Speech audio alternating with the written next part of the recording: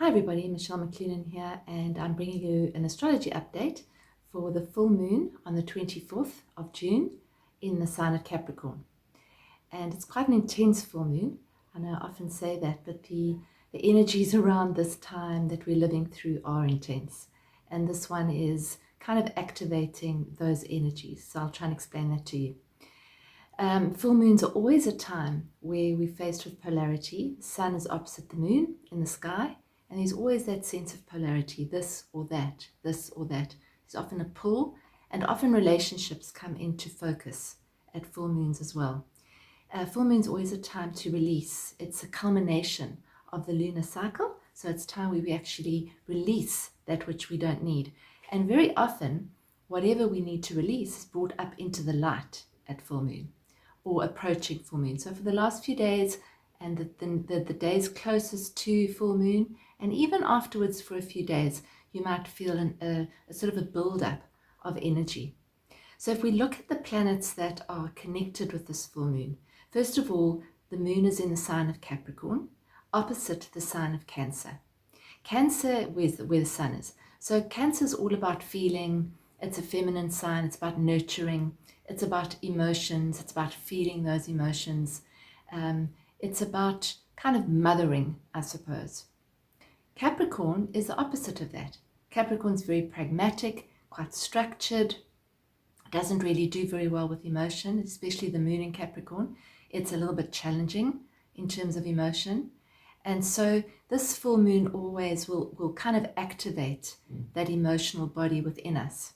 And the tendency for many of us is to find a way of actually getting rid of the emotion, getting rid of the feelings that come up because they're not comfortable, because they maybe feel like we're suffering. And so the tendency is to push them down, and never more so than when the moon's in Capricorn, because the moon in Capricorn really wants to move forward and provide security and build and climb the mountain, and doesn't want to be bothered with a whole lot of emotion. But there is quite a lot of emotion right now, and I'm sure that some of you are feeling that. It's intense emotions, intense relationships. So relationships can actually activate and be trigger points or catalysts to the feelings that are coming up. Other factors in this full moon that we're going to experience is that Saturn, which is the ruler of the full moon, is in a square to Uranus. Now this has been happening all year, and it hasn't finished with us yet. It's still going to be carrying on. And that is, as I've discussed before, it's authority versus freedom. It's control versus liberation. It's that sense of being restricted versus that sense of being a free spirit. And that's the energy that a lot of us are dealing with right now. And this full moon, due to this aspect between Saturn and Uranus, is calling on us to actually see where we get our authority from. Saturn, which is the ruler of Capricorn, is about authority. Where does the authority come from? Does it come from outside? Does it come from inside? Does it come from something someone's telling us? Or do we have our own sense of inner authority? Can we make our own choices? Capricorn and Saturn are connected with maturity, becoming an adult, taking responsibility for our lives, taking responsibility for our choices. So this full moon is very much about that. Are we taking responsibility for our own choices? Or are we being told what to do and following the advice of others? Then we have something further, which is that Saturn is opposite the planet Mars. Mars is a forward motion planet. Saturn kind of pulls it back. So Mars wants to go forward and succeed and do and move and change, especially in Leo, wants to bring color into our lives, wants to bring excitement and recreation and beautiful things. And Saturn's there, a little bit like a handbrake saying, not yet. The picture develops even more. We have a whole lot of retrograde energy. So Saturn, the ruler of this full moon, is retrograde until October. Jupiter is retrograde, has just turned retrograde, also until October, and Pluto is retrograde until October. So I see October as some kind of a turning point, hopefully, where these planets will actually start to move forward, or direct, as we call it in astrology, and that hopefully will be some kind of a turnaround or some kind of a turning point for us. In the meantime, Neptune is going retrograde the day after the full moon. So this is retrograde season. What is retrograde season? Retrograde season is kind of one step forward and a few steps backwards. Mercury retrograde, which we're all familiar with, still is retrograde, but it's actually just as we speak starting to turn direct. So that's a relief. Hopefully the communication issues that many of us have been experiencing with devices and websites and technology, delays, misunderstandings with other people, hopefully that'll start to come right a little bit and sort of turn around. But we still have a lot of retrograde energy. And then we look to see what Saturn is telling us, because Saturn is the ruler of the full moon. And what Saturn is saying is, what is Saturn and what is Capricorn, which is the ruler of Saturn? Capricorn is the mountain goat, little mountain goat that makes his way up that mountain step by step and tumbles down a little bit and then dusts himself off and carries on one step at a time. And this energy of this full moon is a little bit frustrating, to be honest. It's kind of intense. It feels a little bit pressure cookery. It feels that, you don't really know which way to turn. You kind of stuck. It can feel a little bit like a stuck energy. And the way to deal with it is step by step. So to bring ourselves back into now, to this moment, and just deal with this moment. Not deal with that moment and that moment and that moment. So bringing it back to this and taking just this step that we can actually do. If we can't do anything else, then we leave it and then we surrender it. So this is what is coming through also from the planets that are showing us what's happening here. So Jupiter is in what we call a sextile, so it's a favorable aspect to the moon, and in a trine, which is also a favorable aspect to the sun.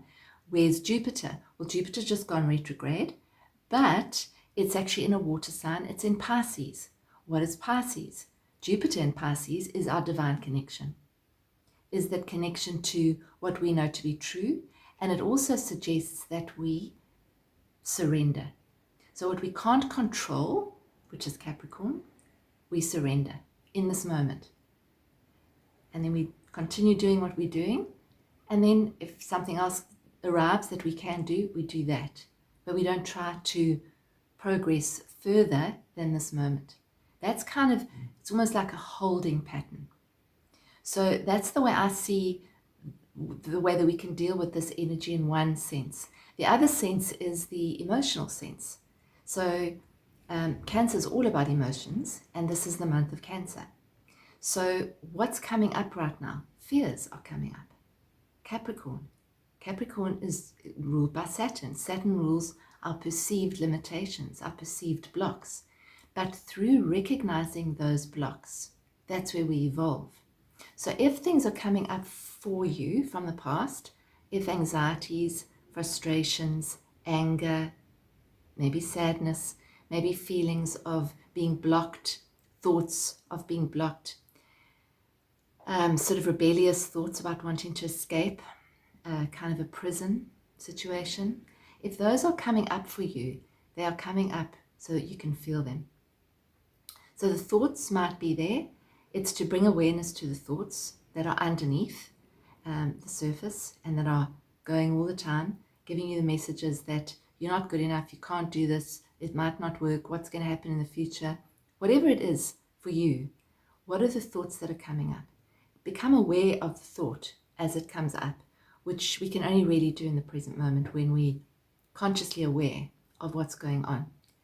Then the next step is to feel the feeling that's associated with the thought, but not with the thought. So just the raw feeling of where is this feeling, and to feel it and to breathe through it and to surrender to the feeling.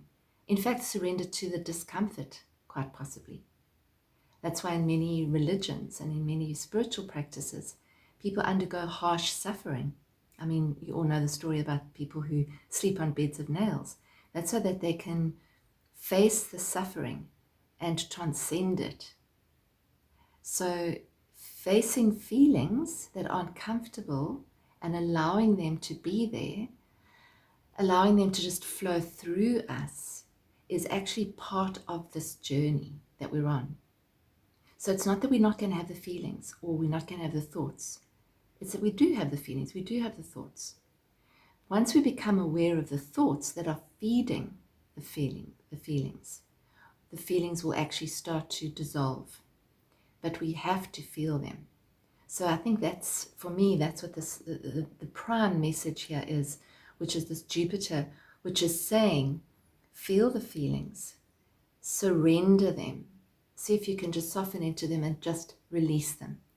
And surrender that which you cannot control. Surrender it to a higher power. Give it up. It's easier said than done, because the mind will tell you every reason under the sun why you should not give them up and why you should hold on and control the process. But there comes a time where we can't control the process. And this is possibly one of them. So there are things in your life which might feel they're going backwards. They might not be progressing the way you want them to progress.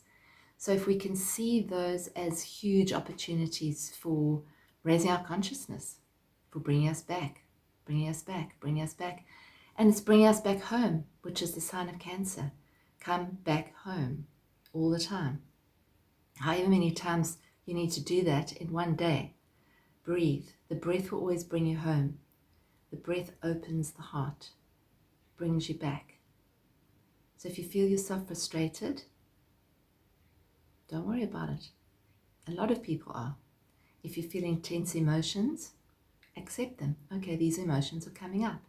If fears start to come up, anxiety starts to come up, sadness starts to come up, see it as an opportunity to actually move through it rather than oppress it, depress it, push it down, because it's going to stay there. It's going to be there, ready to explode like a volcano when you least expect it. So that's what I see for this time. It's really just about being aware and doing one thing at a time, one step at a time. Yes, you are moving. Yes, you are evolving. Yes, you are progressing. It might not feel it, but you are. You've got this. You are ascending. You are transcending the darkness. We are moving into the light. It's just to know that and to remember that. So I hope that helps a little bit to shed some light on this beautiful full moon that we have coming up. What else? What other news do I have for you? Well, we're going to be covering the feelings, which is energy and motion, in our inner space this month in July. And it's going to be quite a powerful month because there's powerful energy around. I always align the inner space to the astrology, because that means that we're working with the energy and we're not working against it. So it makes sense. So we're going to be dealing with this that I've been talking about in our inner space community. And you can find out about that on our website, journeysofawakening.com. And the other exciting news that we have in July is we have a 2-day workshop in Stellenbosch on the 3rd and 4th. Beautiful, beautiful venue in Stellenbosch. It's in the mountains. It's absolutely exquisite. Life Shine Wellness Center. And that's a 2-day workshop, like a little mini retreat. It's not a residential retreat, but there are places in the area that you can stay. And that is, it's these teachings plus combined with art. So it's really a processing workshop. We will feel what we need to feel so that we can release it. So it's an opportunity to actually put into practice what I'm speaking about. And then from the 16th to the 20th, we have an amazing retreat in Hogsback, which is in the Eastern Cape. And we're gathering together a really beautiful group of people, probably a relatively small group. Hogsback's a magical place and very big shifts happen there. So if you can see yourself clear for that, it's 4 days of really dropping in and letting go and clearing. And we have huge shifts, especially at Hogsback when we work there. So you can find out all about that on our page, journeysofawakening.com. And I'm available for readings. I have about a 2-week delay or waiting list. So you're very welcome to contact me if you want to look to see how these big alignments are playing out in your chart and to make the most of them, to see this as a huge opportunity for growth and expansion and evolution and ascension. So as hard as it may be, We chose this. We signed up for this. So how can we optimize our role? How can we play our role in this? And maybe that's as a light giver. Maybe that's it. Just to hold the light, to spread the light, just moment by moment. Thank you very much for listening, and take good care of yourselves. Lots of love.